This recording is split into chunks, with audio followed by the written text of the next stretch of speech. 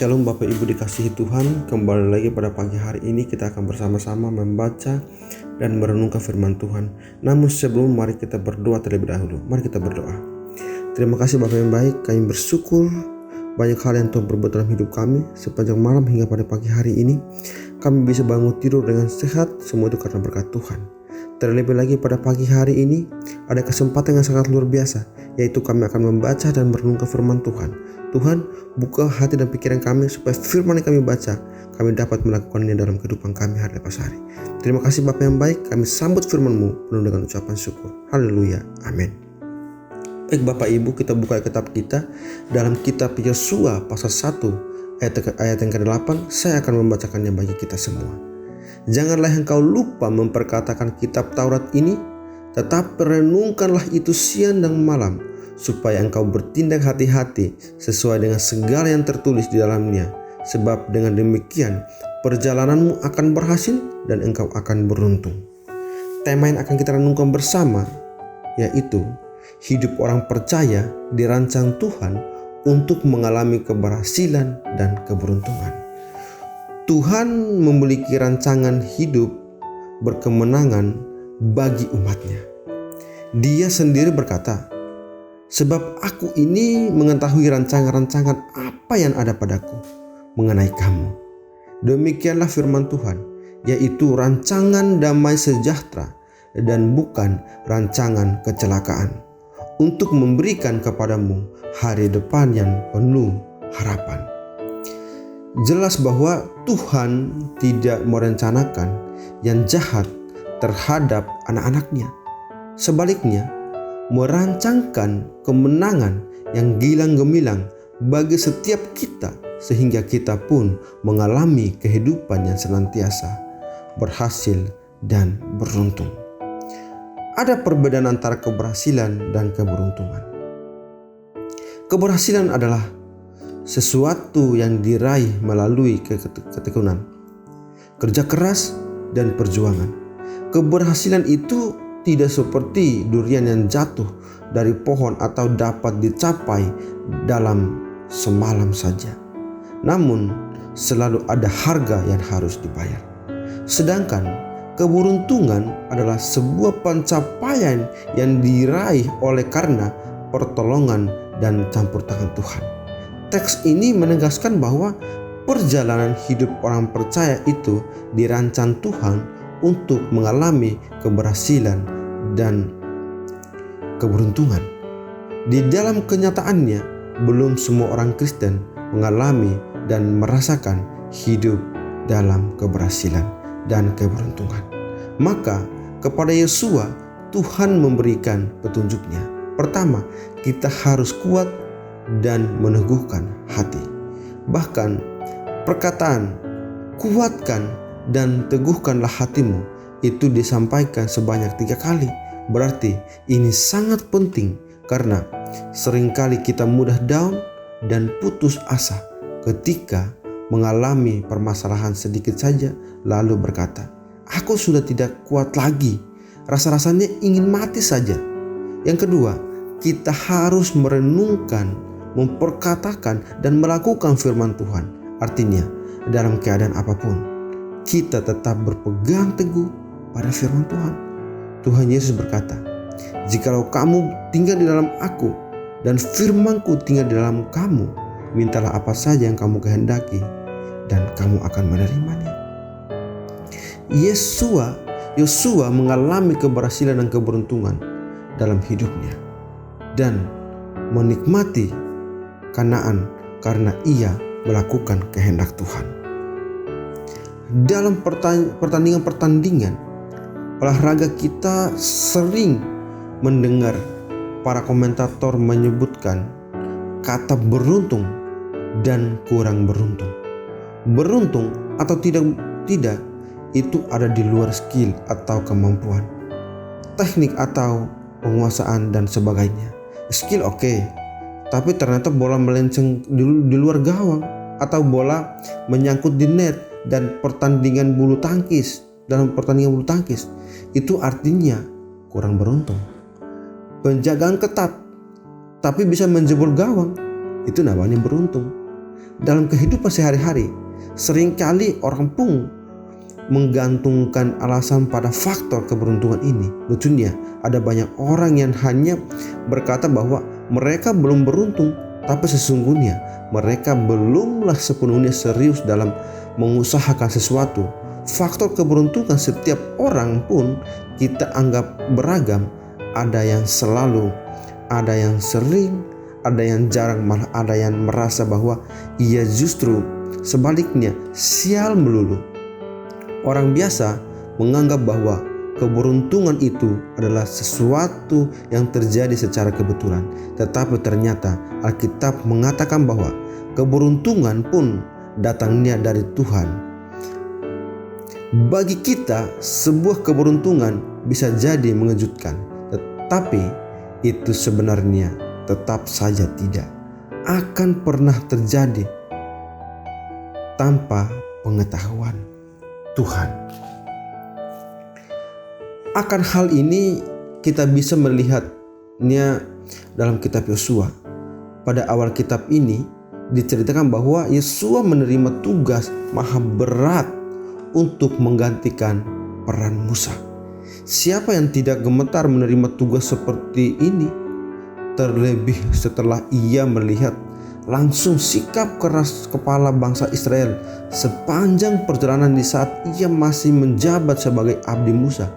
Ia sempat ragu dan gentar. Siapa yang tidak menuntung bangsa yang tegar tengkuk, ahli dalam bersungut-sungut dan juara melawan? Itu akan sama rasanya seperti bunuh diri. Seandainya Anda menjadi Yosua, tentu Anda pun merasa gentar seperti Yosua. Tapi Tuhan dengan tegas memilih Yosua, dan itu sudah Dia rencanakan sejak semula. Dari mana kita tahu? Mari kita lihat fakta ini. Yosua sudah melalui proses pelatihan yang begitu panjang sejak menjadi abdi Musa di masa mudanya.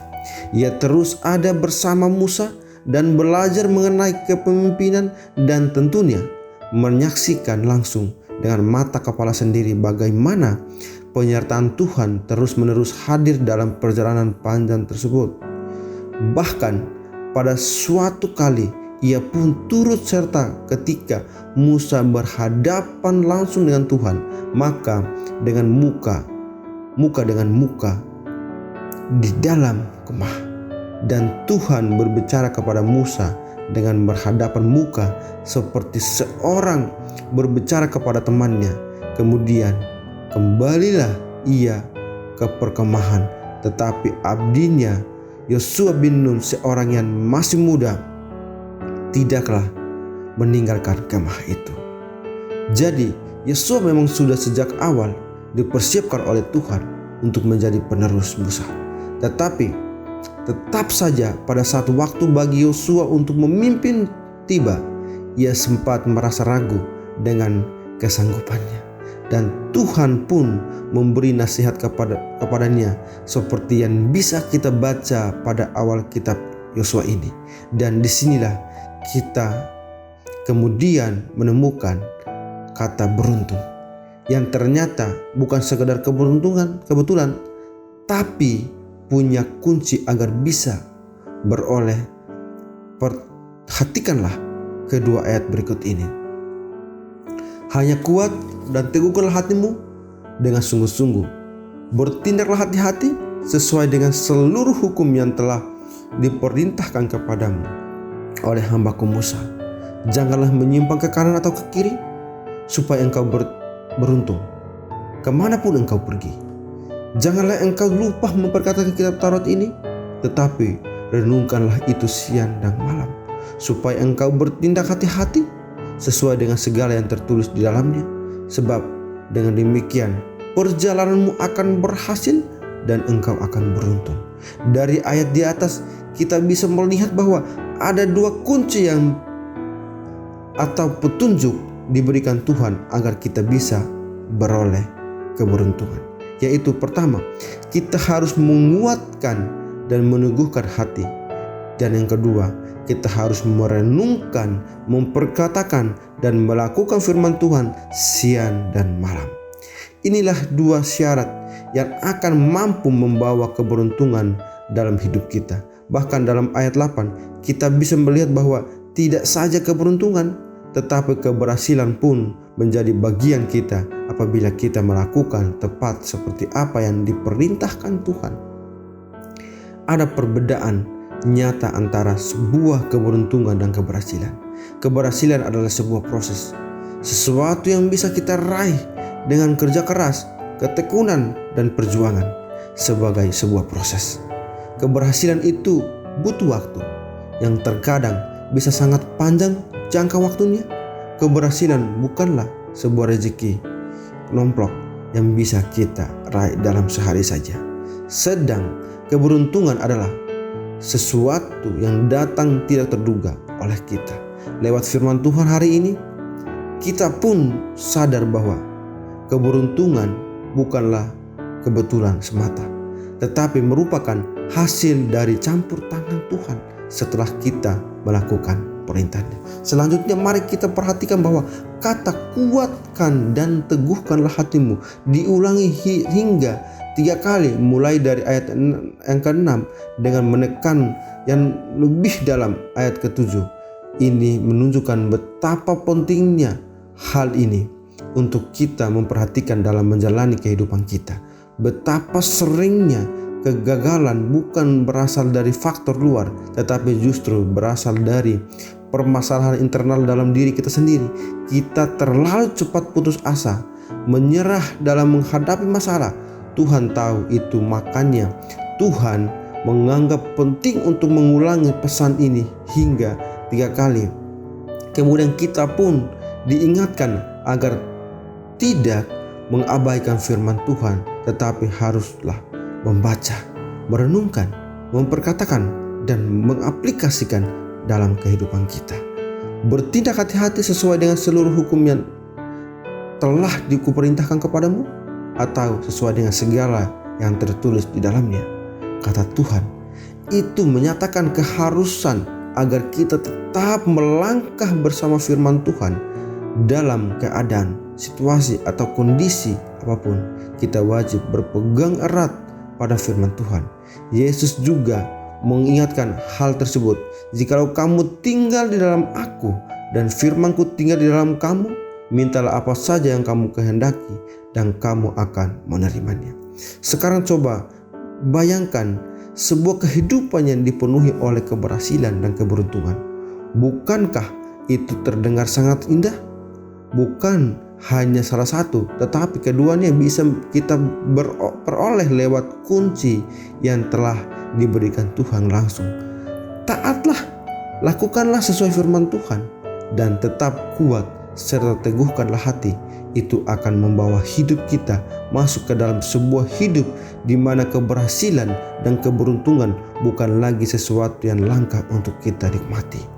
Keberhasilan dan keberuntungan akan menjadi bagian dari perjalanan kita jika kita melakukan syaratnya. Bapak Ibu dikasih Tuhan, sangat jelas firman Tuhan pada pagi hari ini mengajarkan bagi kita supaya kita sebagai orang yang percaya, yang dirancangkan Tuhan untuk mengalami keberhasilan dan keberuntungan, marilah kita bersandar sepenuhnya kepada Tuhan dan bergantung sepenuhnya kepada Tuhan. Maka segala sesuatu yang kita perlu, segala sesuatu yang kita perlu, kita butuh, Tuhan akan memberikannya bagi kita. Biar firman Tuhan ini memberkati kita dan kita tetap melakukan itu dalam kehidupan kita hari lepas hari. Amin. Mari kita berdoa. Terima kasih Bapa yang baik untuk firman Tuhan yang sangat luar biasa yang memberkati kami pada pagi hari ini. Dan Tuhan, biar firman Tuhan ini tetap tinggal hati dan pikiran kami, dan kami tetap melakukan itu dalam kehidupan kami hari lepas hari.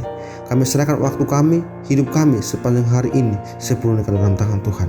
Tetap berkati dan tetap sertailah kami. Segala sesuatu yang kami kerjakan, biar campur tangan Tuhan tetap bersama dengan kami. Terima kasih Bapa yang baik, kami serahkan hidup kami hari ini sepenuhnya ke dalam tangan Tuhan. Haleluya. Amin.